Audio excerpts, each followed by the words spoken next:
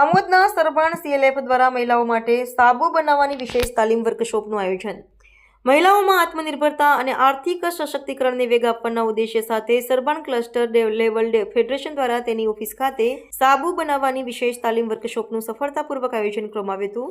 આ કાર્યક્રમમાં બહેનોને ગૃહ ઉદ્યોગ શરૂ કરવાની વ્યવસાયિક તક અને માર્ગદર્શન પૂરું પાડવામાં આવ્યું હતું. આ વર્કશોપમાં CLFના પ્રમુખ રીટાબેન, તાલુકા લાઇવલીહુડ મેનેજર ચૌધરી પિયુષભાઈ, APM રાઠોડ કલ્પેશભાઈ તેમજ ચારેય ક્લસ્ટરના કોર્ડિનેટર્સ હાજર રહ્યા હતા.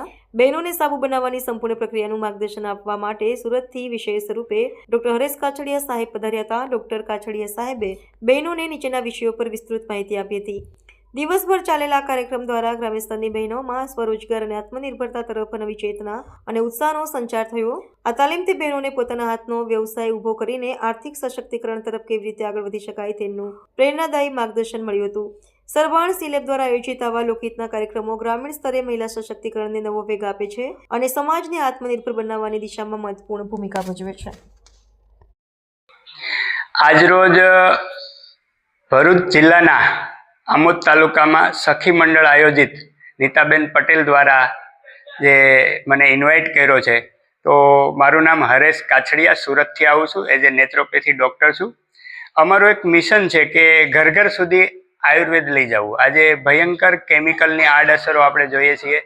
સામાન્ય થઈ ગયું છે કેન્સર જેવી બીમારી. તો બહેનોને છે એ આ નેચરલ આયુર્વેદિક સાબુ કેવી રીતે બનાવી શકાય એ શીખવાડવામાં આવશે.